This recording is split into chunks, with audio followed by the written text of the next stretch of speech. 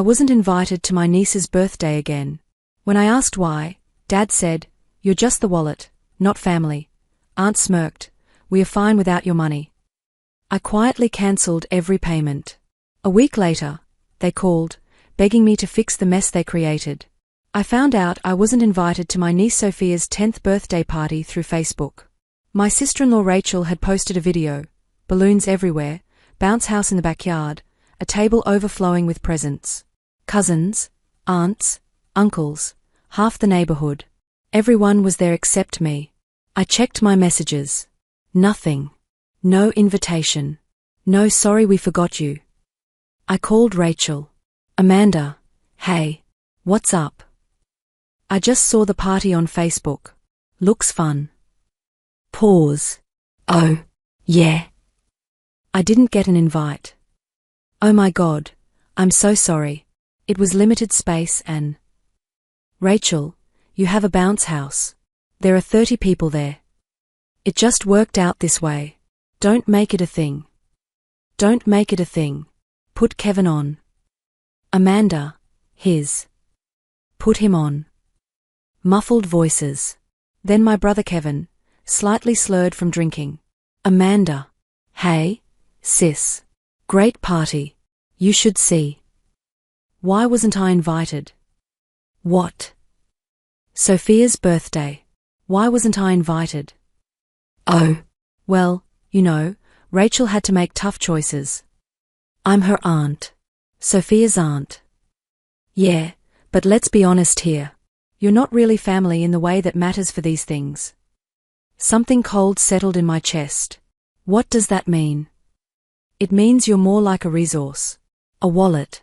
You help out when we need it, but you're not really part of the day-to-day family stuff. A wallet. Kevin, I've been paying your mortgage for 18 months. And we appreciate that. But that doesn't mean you get a say in family events. I couldn't speak. Look, don't take it personally. You help us out financially. We keep the family going. It works. He hung up. 18 months ago, Kevin lost his job. The tech startup he worked for went under. At 35 with 2 kids and a wife who didn't work, he couldn't find anything close to what he'd been making. He called me, voice shaking. "Amanda, I don't know what to do. The mortgage is $2,800 a month. I'm going to lose the house. The house where Sophia and her little brother Tyler grew up. I'll help," I said immediately. "I'll cover it until you get back on your feet." I was making $82,000 as a financial analyst. I could swing it if I cut back. So I did. Cheaper apartment. No eating out. Drove my 10-year-old Toyota into the ground. Every month, $2,800. Direct deposit. Never late. At first, Kevin would text, "Thanks, sis. You're saving us." Then the updates stopped. The texts became demands. "Can you send it early this month? Payments due. Need it by the 3rd. I became an ATM, not a sister. My phone buzzed. Text from Aunt Diane. "Sorry you couldn't make it to the party. Sophia asked about you." Sophia asked about me. They didn't invite me, but she noticed. I called Diane. "Amanda, sweetheart. How are you? Why wasn't I invited?" "Oh. Well, Rachel had to keep the guest list manageable." "Diane, there were 30 people there." "Well, yes, but close family, and I'm his sister." Silence. "Amanda, honestly, we are fine without you there. These events are about core family. You're busy with your own life anyway. We are fine without you. I pay Kevin's mortgage," I said quietly. "And we appreciate that. But that doesn't mean you need to be at every family gathering." When's the last time I was invited to anything? Thanksgiving? Christmas? Rachel's birthday? She didn't answer. If I stopped paying tomorrow, would I suddenly be invited? That's not fair. Answer the question. Amanda, your brother needs that money. You can't just. So that's a no. If that's how you feel, maybe you shouldn't come to family events. We don't need that negativity. She hung up. I sat there for a long time. Then I opened my banking app. Found the recurring payment. $2,800, scheduled for the first of every month. I stared at my phone. Another Facebook story, Sophia cutting the cake. Kevin laughing in the background. Having a great time at a party I funded but wasn't invited to, in a house I'd been paying for. While they told me I wasn't family. I clicked the recurring payment. Cancelled it. Then I texted Kevin. Effective immediately, I'm stopping the mortgage payments. You have 30 days to make other arrangements. I blocked his number. Blocked Rachel's. Blocked Diane's. Deleted Facebook. I wasn't family. I was just a wallet. And this wallet was closed. The first week was strange. Not because I felt guilty, I expected to, but because I felt relief. My bank account suddenly had an extra $2,800. I'd gotten so used to being broke that having money felt wrong. My co-worker Vanessa noticed. You seem lighter. Made some changes. Good ones. Time will tell. My phone stayed quiet. They probably hadn't noticed yet. Payment wasn't due for 3 weeks. On day 8, an unknown number called. Voicemail from Rachel, using a friend's phone. Amanda, what the hell? Kevin says you cancelled the payment. You can't do that. He's going to lose the house. This is insane. I deleted it. Another call. Diane, this time from a different number. Amanda, this is cruel. Your brother is beside himself. Your mother would be ashamed. That stung. But I still deleted it. They tried everything. Work numbers. Friends' phones. Blocked numbers. Each time, voicemail. Each time, deleted. The thing about being someone's wallet is you only matter when the money stops. On day 12, an email from Kevin. Long, rambling. Part guilt trip, part anger, part desperate pleading. I raised you after Mom died. I was there when Dad checked out. This is how you repay me? Rachel is having panic attacks. The kids are scared. Sophia cries every night. You're taking away their home. How can you be so selfish? I wrote back one line. You told me I'm not family. I'm just a wallet. This wallet is closed. His response came fast. I didn't mean it like that. I was drinking. You're being too sensitive. Sensitive. The same word Mom used to use when I'd point out how differently they treated me and Kevin. I didn't respond. On day 15, they went nuclear. A Facebook post from Rachel. Public. Some people value money over family. My sister-in-law Amanda has decided to stop helping my husband.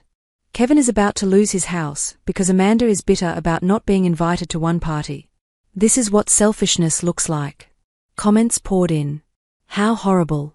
Your poor family. Aunt Diane shared it. Heartbroken. Family should support family, not abandon them over hurt feelings. No mention of 18 months of payments. Of $43,000. Of just a wallet.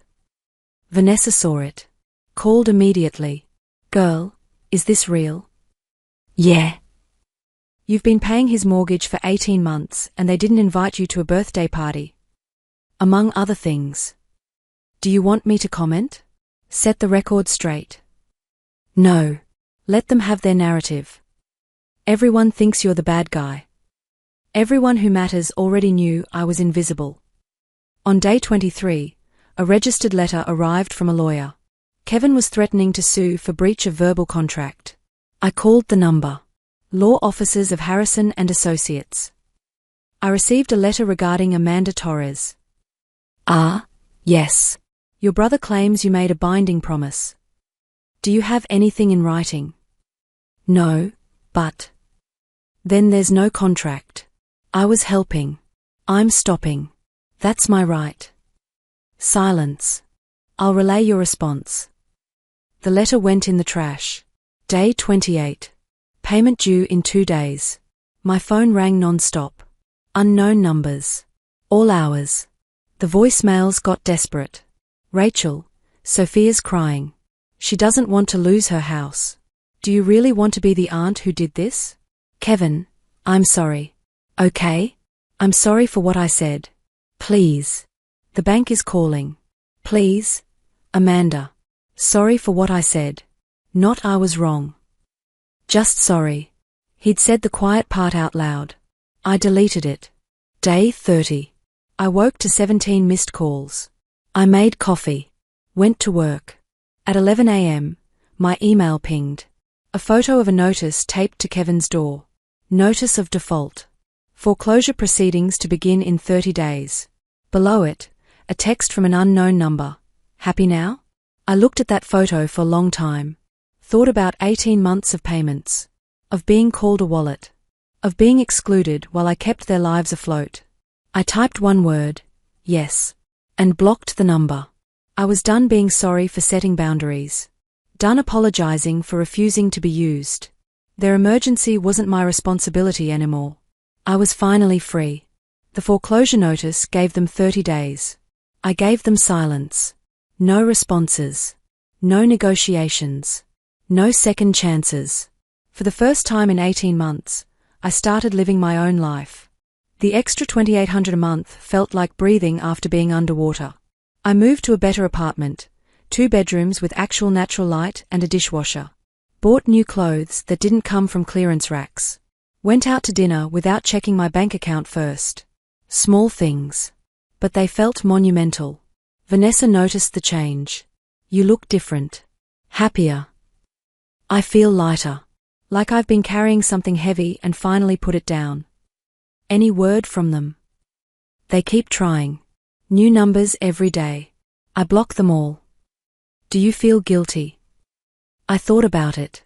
Really thought about it. No. I feel free. 3 weeks after the foreclosure notice, the harassment reached a new level. My work email. Someone had found it. From Rachel. Amanda, I'm emailing because you've blocked everything else. Please. Kevin is desperate. The bank is threatening eviction. We have 2 weeks. Sophia doesn't understand why Aunt Amanda won't help anymore. She cries every night. Is this really who you want to be? I forwarded it to HR. Explained the situation. They blocked external emails from her address. Then came a letter. Physical mail to my new apartment. From Kevin. Handwritten. Amanda, I'm begging you. I was wrong. I said terrible things.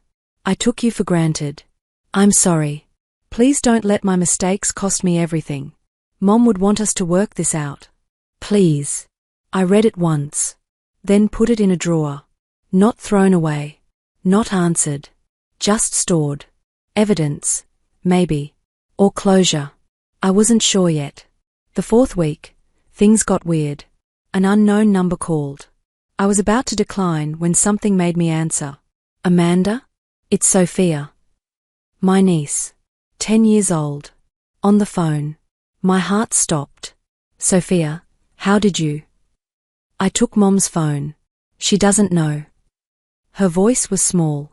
Scared. Aunt Amanda, why won't you help Dad? Did I do something wrong? The guilt hit like a truck. Sophia, no. You didn't do anything wrong. Then why? Mom says you're being mean. That you don't care about family anymore. I closed my eyes. Of course they'd weaponized her. Sophia, this is complicated. It's adult stuff between me and your dad. But we're going to lose our house. Mom says it's your fault. Did your mom tell you why? She said you're mad about my birthday party. That you're upset you weren't invited. Did she tell you I've been paying your dad's mortgage for a year and a half? Silence. What's a mortgage? It's money for the house. I've been paying it so you could keep living there. You have? Yeah. $2,800 every month. That's a lot. It is. And you know what your dad said to me? He said I'm not really family. That I'm just a wallet. Do you know what that means? A wallet is where you keep money. Right. He said I'm only good for money. Not for birthdays or Christmas or Thanksgiving. Just money. That's mean. It was. And it hurt. So I stopped paying. Sophia was quiet then. I'm sorry, Aunt Amanda. I didn't know. It's not your fault, sweetie. None of this is your fault. I wanted you at my party. I asked Mom why you weren't there. She said you were busy. My chest tightened. I wasn't busy. I wasn't invited. That's not fair. No, it's not. I'm sorry. Thank you, Sophia. That means a lot. Can you help Dad anyway? Even if he was mean? I sighed. Sophia, sometimes grown-ups have to make hard choices. Your dad needs to figure this out himself. Okay. She sniffled. I love you, Aunt Amanda. I love you too, Sophia. She hung up. I sat there feeling like the worst person alive. Not because I was wrong, but because they'd put a 10-year-old in the middle of it. 5 minutes later, Rachel called from the same number. I answered. How dare you? Her voice was shaking with rage. How dare you tell Sophia that Kevin called you a wallet? She's 10 years old. You put her on the phone, Rachel. You're the one using her as a weapon. She wanted to talk to you. You told her it's my fault she's losing her house. You gave a 10-year-old that burden. It is your fault. You're the one who stopped paying after 18 months of being excluded from everything, while I kept your lives running. After Kevin literally told me I'm not family. He didn't mean it. He meant every word. So did Aunt Diane. So did you when you didn't invite me to Sophia's party. One party. Amanda. You're destroying our family over one party. It wasn't one party. It was every party. Every holiday. Every family event for years. I just didn't notice because I was too busy being your ATM. She was crying now. We need that money. Kevin needs it. Please. You don't need money, Rachel. You need to figure out your own lives. 2 weeks. We have 2 weeks until the bank takes the house. Then you better spend those 2 weeks figuring it out instead of calling me. I hung up. Blocked that number too. The next day, I got a call from Vanessa. Girl, you need to see this. She sent me a link. A GoFundMe. Help save a family home. Rachel's name. Kevin's picture. The house. My husband is a hard-working man who lost his job through no fault of his own. He's struggling to keep our family home where our children were born, where our daughter celebrates birthdays. The bank is threatening foreclosure. We are asking for help from our community to save this precious family memory. Goal, $30,000. Current amount raised, $425. I read the description. Nowhere did it mention 18 months of payments from me. Nowhere did it mention $43,000 I'd already given them. Just hard-working man and struggling family. The comments were what got me. Praying for you. Family is everything. I donated what I could. God bless. I showed Vanessa. They're crowdfunding without mentioning you paid for a year and a half. Of course not. That doesn't fit their narrative. Are you going to comment?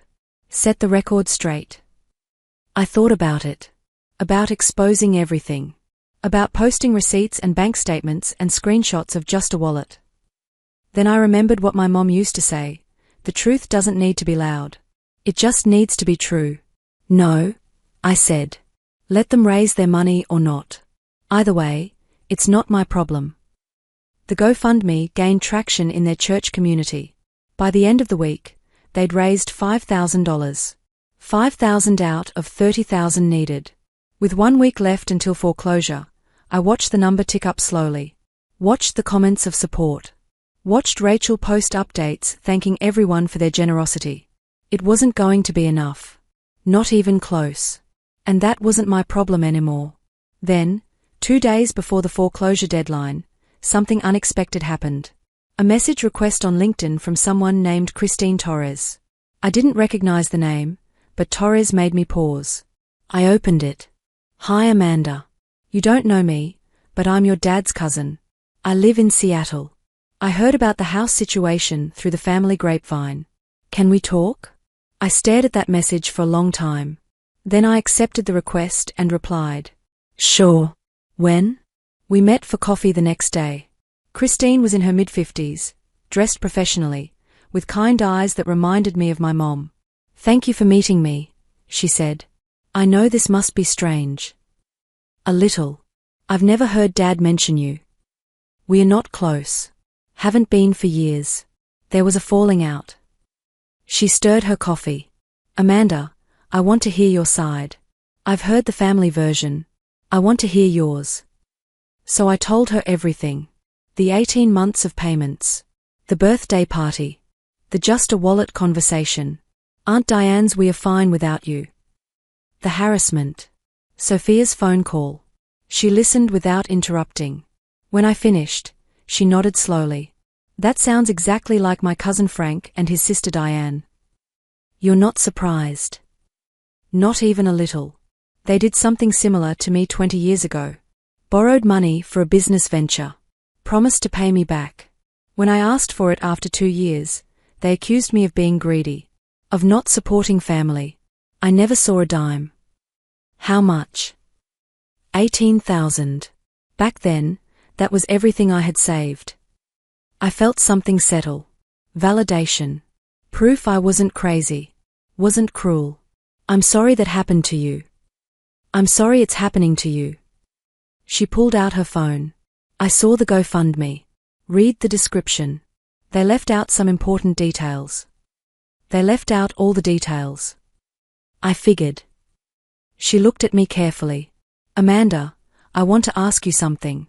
And I want you to be honest. Do you want them to lose the house? I thought about it. Really thought about it. I don't want Sophia and Tyler to suffer. But Kevin, Rachel, Diane, they need to learn that people aren't ATMs. That you can't treat someone like garbage and expect them to keep giving. That's fair. She smiled slightly. For what it's worth, I think you did the right thing. Setting boundaries isn't cruel. It's healthy. Tell that to the Facebook comments. Facebook comments are written by people who don't know the full story. You know the truth. That's what matters. We talked for another hour. About family. About boundaries. About moving forward. When we stood to leave, she hugged me. If you need anything, someone to talk to, someone who gets it, call me. You're not alone. I drove home feeling lighter than I had in weeks. Not because Christine solved anything, but because someone finally understood. The next day was the foreclosure deadline. I woke up and checked my phone. No calls. No texts. Just silence. The GoFundMe had reached $7,800. Not enough. Not even close. At 3 p.m., my doorbell rang. I opened it to find Aunt Diane standing there. Amanda, we need to talk. I stared at her. She looked tired. No makeup. Hair pulled back messily. Wrinkled cardigan. Can I come in? No. Amanda, please. 5 minutes. 2 minutes. Right here. The foreclosure is today. 3 o'clock. We're 8,000 short. Please. That's all we need. No. Amanda. You told me you were fine without me. That I wasn't core family. Why would you want money from someone who's not family? I was angry. I didn't mean it. Yes, you did. 4 years. Her eyes filled with tears. One comment at a party. Are you going to destroy his life over that? It wasn't one comment. It was 18 months of being treated like an ATM while being excluded from everything. We thought you were busy. You thought I was convenient. There when you needed money. Invisible when you didn't. Please. I'm begging. 8,000. I'll pay you back. I don't want your money. I want you to understand that people aren't wallets. So you're just going to let him lose everything? No. You are. Because you spent a month harassing me instead of finding solutions. She stood there, crying. I hope you can live with yourself. I can. Can you? She left.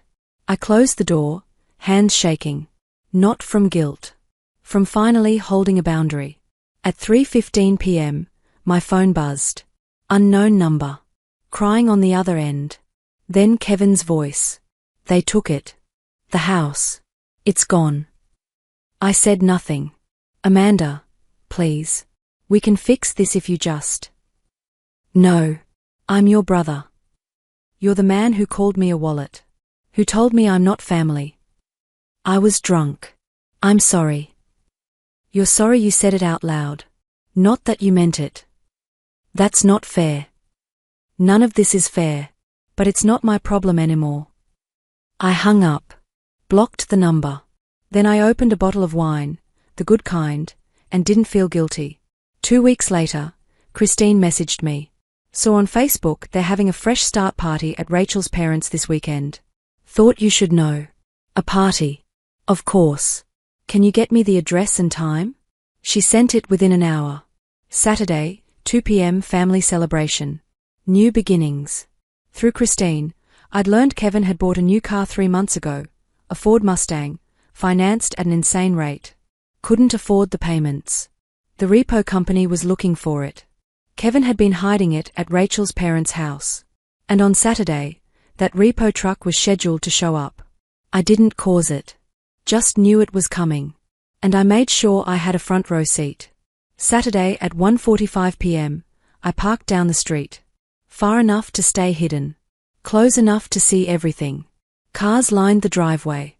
Balloons on the mailbox. People walking in with dishes. At 2:47 p.m., a flatbed tow truck turned onto the street. I sat up straighter. The truck stopped at the house. The driver checked his tablet. Got out. Knocked. Rachel's mother answered. Face went from friendly to panicked. She called inside. Kevin appeared. Started yelling. People came outside. Party stopped. The driver showed paperwork.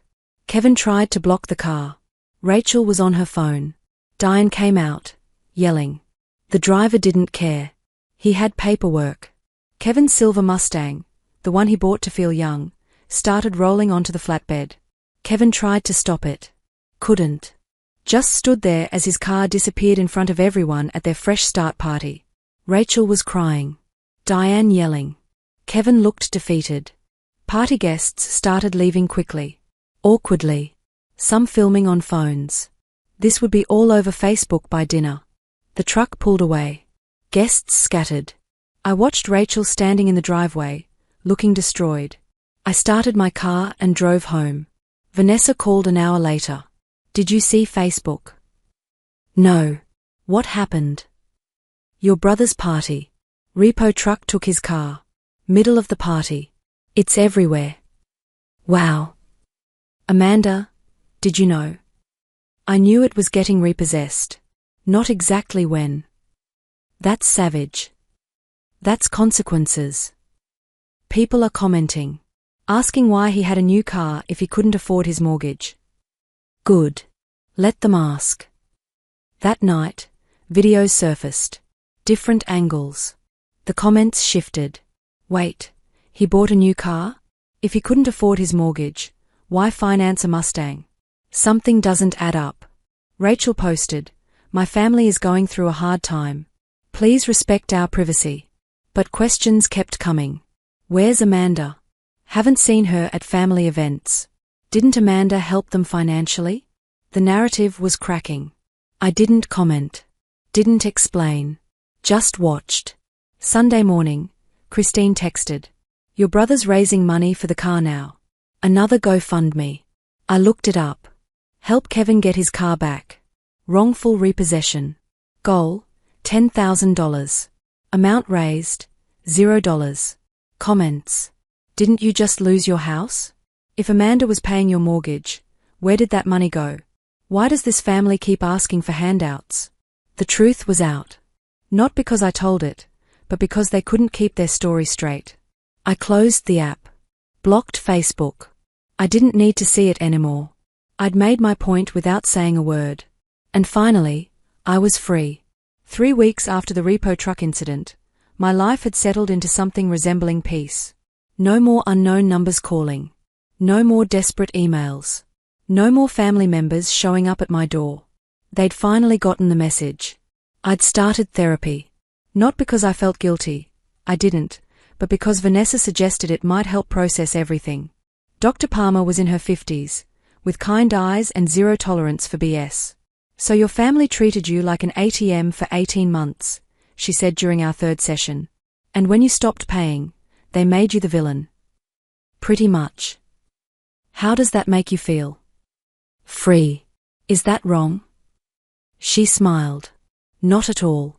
Setting boundaries isn't cruel. It's healthy. Work got better too. Without the constant stress of covering someone else's mortgage, I could focus. Got promoted to senior analyst. Raise came with it. Vanessa took me out to celebrate. Look at you. New apartment, promotion, actual savings. You're thriving. Feels weird. Like I'm waiting for something to go wrong. That's called trauma response. You spent 18 months in survival mode. It takes time to adjust to stability. One Saturday morning, my doorbell rang. I checked the peephole. Sophia, with a woman I didn't recognize. I opened the door. Aunt Amanda.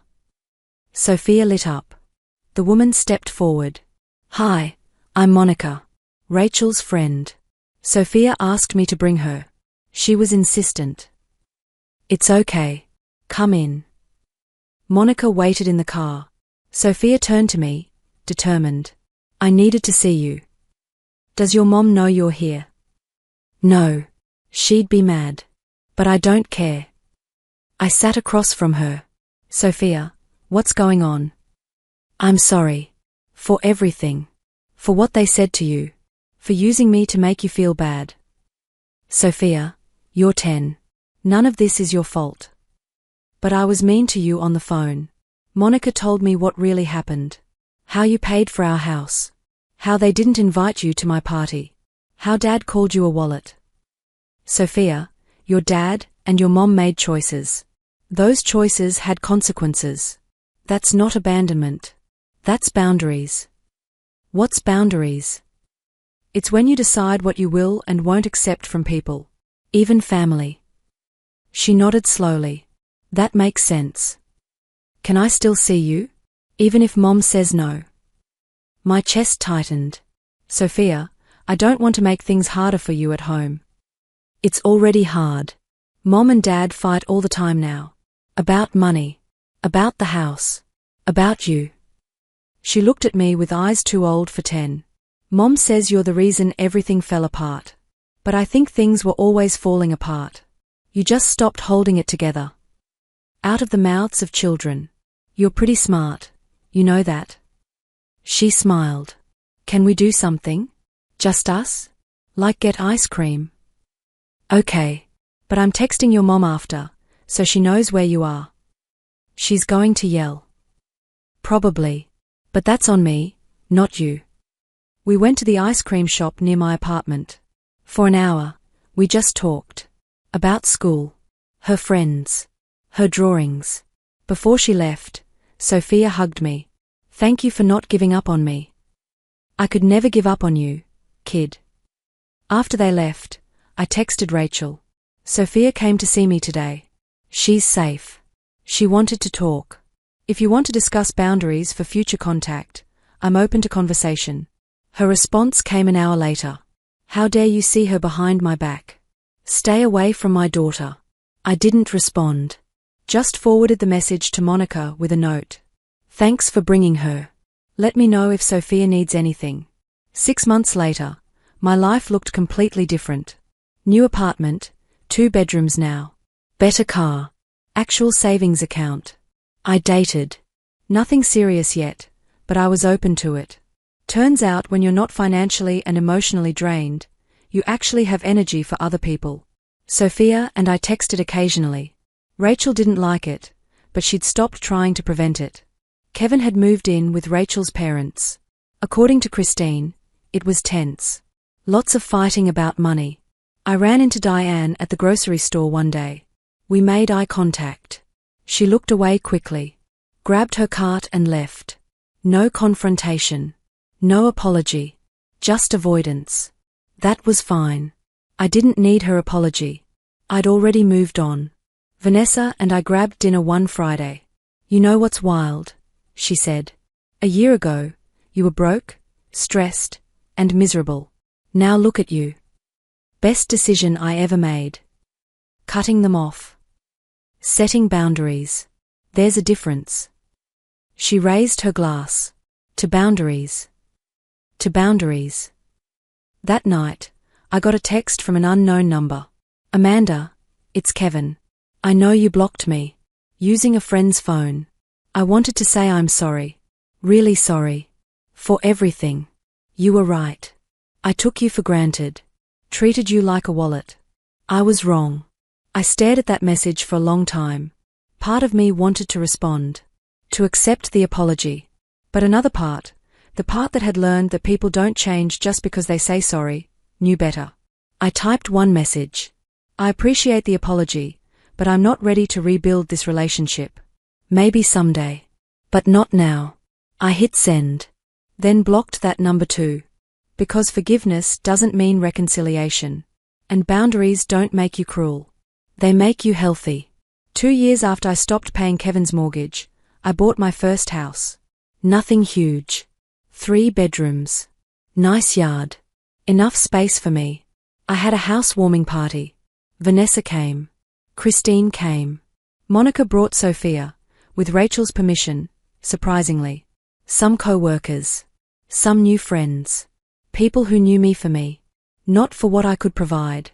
Vanessa raised a toast. To Amanda, who learned that the best investment isn't in other people's houses. It's in yourself. Everyone cheered. Sophia pulled me aside. I'm proud of you, Aunt Amanda. Thanks, kid. I'm proud of you too. For what? For being brave enough to find the truth. I learned that from you. You showed me that sometimes walking away is the strongest thing you can do. I looked at this now 12-year-old who'd figured out what took me 32 years to learn. You're going to be okay, Sophia. Better than okay. So are you. And you know what? She was right. Because I'd stopped being a wallet and started being a person. And that made all the difference.